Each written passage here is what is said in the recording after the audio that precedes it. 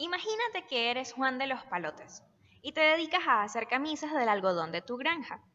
Tuviste una buena cosecha esta temporada y tienes una mayor cantidad de algodón a tu disposición para la manufactura de las camisas. Necesitas saber qué diferencia hace en la resistencia a la tensión de las camisas usar un mayor porcentaje de algodón al acostumbrado. Para identificar esta diferencia, se puede usar la prueba de Newman-Coulson. La prueba Newman-Coulson, también llamada prueba Student Newman-Coulson o por sus siglas SNK, es una prueba que permite comparar las medias de los t niveles de un factor después de haber rechazado la hipótesis nula de igualdad de medias mediante la técnica del análisis de varianza. Este método fue desarrollado por Newman en 1939 y ampliado por Coulson en 1952. Una vez que el ANOVA ha dado como resultado diferencia estadísticamente significativa para una de las fuentes de variación, se debe determinar entre cuáles de los tratamientos existe aquella diferencia significativa. Cuando se trata de 3 o más tratamientos, el ANOVA indica en general si existe o no diferencias significativas, pero no muestra entre cuáles tratamientos se produce esta diferencia, si son todos diferentes entre sí o solamente existe uno diferente a los otros. Por ejemplo, si Juan de los Palotes tiene 5 porcentajes distintos de algodón para sus camisas, ANOVA le va a decir que al menos uno de esos porcentajes causa una resistencia a la tensión distinta en las camisas, pero no le va a decir cuál es el porcentaje, o bien porcentajes, que causa la diferencia. Es decir, no le va a decir si hay una diferencia entre 15% y 20%, 20% y 25%, 25% y 30%, o 30% y 35%. Para esta prueba, el nivel de significancia se mantiene en el general, que suele ser 0.05. Esto le convierte en una prueba más conservadora. Tiene esta fórmula, donde Q de alfa, K y nu es el intervalo estadístico de Student, K el número de medias en el conjunto, nu los grados de libertad para la estimación de la varianza del error experimental S al cuadrado, y alfa de E la tasa de error con respecto al experimento para un conjunto de K medias. Regresando a Juan de los Palotes, él realizó un experimento aleatorizado en el cual probó la resistencia a la tensión de las camisas, de acuerdo con distintos niveles de porcentaje de algodón, tal como lo muestra la siguiente tabla.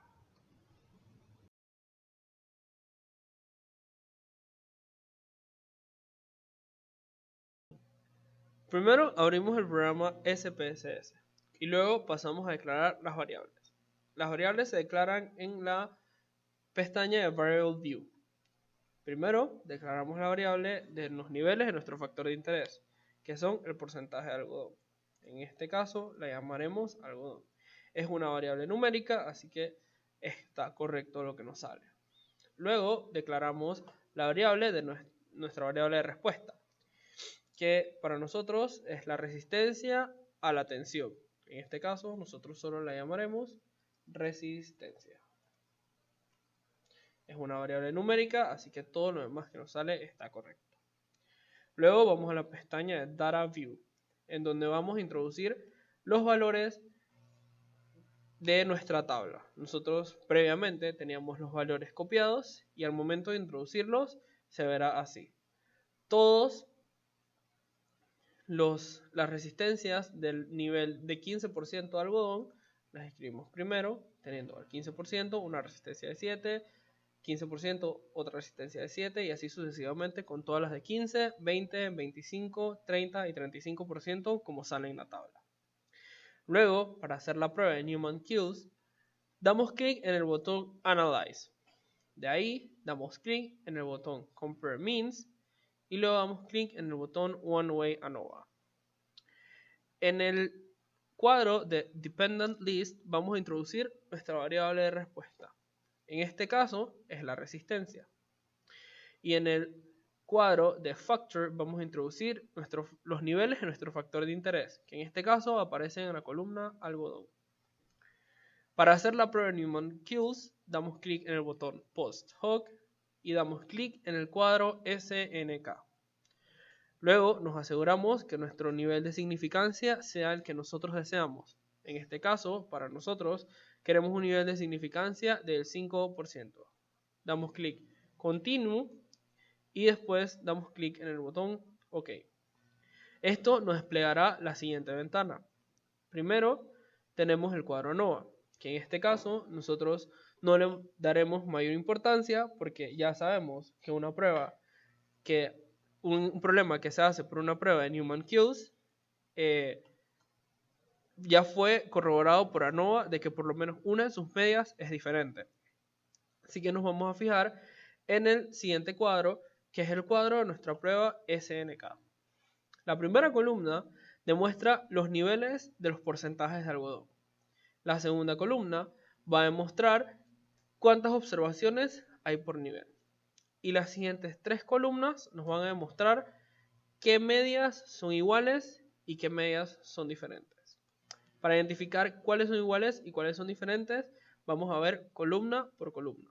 En la columna 1 vemos que aparece la media del 15% de algodón y del 35% de algodón, indicándonos que estas son estadísticamente iguales y diferentes a las otras tres. Luego, en la columna número 2, vemos que aparece la media del 20% y del 25% de algodón, indicándonos que estas dos son estadísticamente iguales y diferentes a las otras tres. Y por último, en la columna 3, tenemos la media del 30% de algodón, que nos indica, como sale sola, que ella no es igual a ninguna de las otras medias. Entonces, es importante destacar que las medias salen en orden de menor a mayor. Por eso es que vemos que la media del 30% sale de última y sería la que mayor resistencia tiene. Por ende, si nosotros quisiéramos recomendar a Juan de los Palotes qué porcentaje de algodón usar para tener una mayor resistencia, le diríamos que utilizara el 30% de algodón. Y también podemos concluir con este experimento y con esta prueba que le podríamos recomendar a Juan de los Palotes que no utilice más de 30%, porque como vemos, la prueba nos dice que al 35% da la misma resistencia que al 15%, siendo ambas las menores resistencias porque aparecen de primero. Entonces, es importante destacar y recomendarle a Juan de los Palotes que no aumente, que al aumentar el porcentaje de algodón no necesariamente va a significar que haya una mayor resistencia. Eso sería todo por el problema número 1. Para reforzar los conceptos, resolveremos el siguiente problema. La convección es una forma de transferencia de calor por los fluidos debido a sus variaciones de densidad por la temperatura. Las partes calientes ascienden y las partes frías descienden, formando las corrientes de convección que hacen uniforme la temperatura del fluido. Se ha realizado un experimento para determinar las modificaciones de la densidad de fluido al elevar la temperatura en una determinada zona. Los resultados obtenidos han sido los siguientes.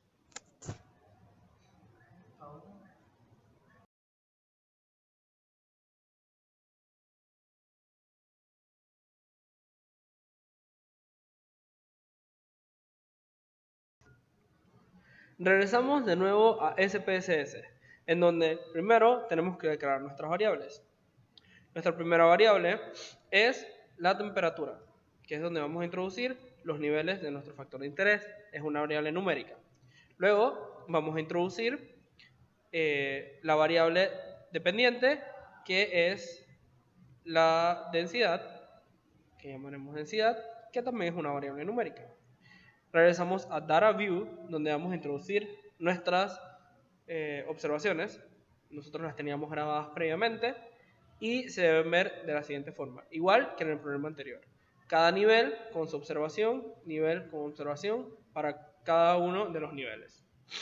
Luego vamos a dar clic en Analyze, vamos a dar clic en Compare Means, vamos a dar clic en One Way ANOVA. En el cuadro de Dependent List vamos a meter nuestra variable de respuesta, que en este caso es la densidad, y en el cuadro de Factor metemos la variable independiente, que es la temperatura, donde estaban todos nuestros niveles. Damos clic en Post-Hoc, damos clic en SNK, y nos aseguramos que nuestro nivel de significancia es el deseado, que en este caso es 0.05.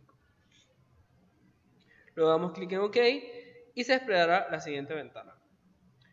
Tenemos el cuadro ANOVA, que como sabemos, por la como lo vimos en el problema anterior.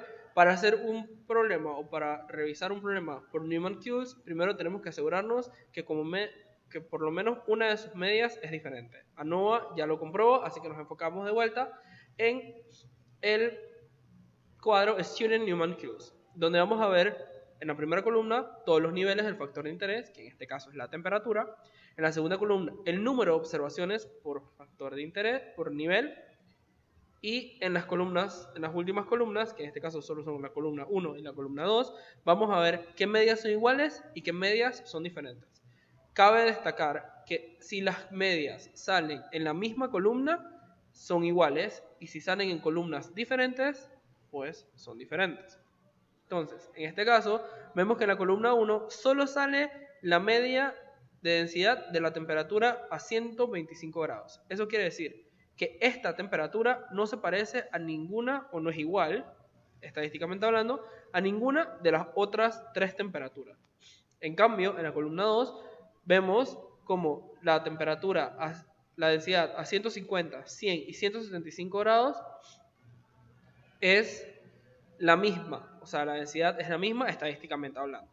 Entonces, si queremos demostrar cuál es la inferencia de la temperatura en la densidad, podemos decir que quizás aumentando la temperatura no necesariamente va a aumentar su densidad, porque aquí tenemos que la densidad más baja es de 21.5 a 125 grados Celsius, y las densidades más altas una la obtiene a 100 grados.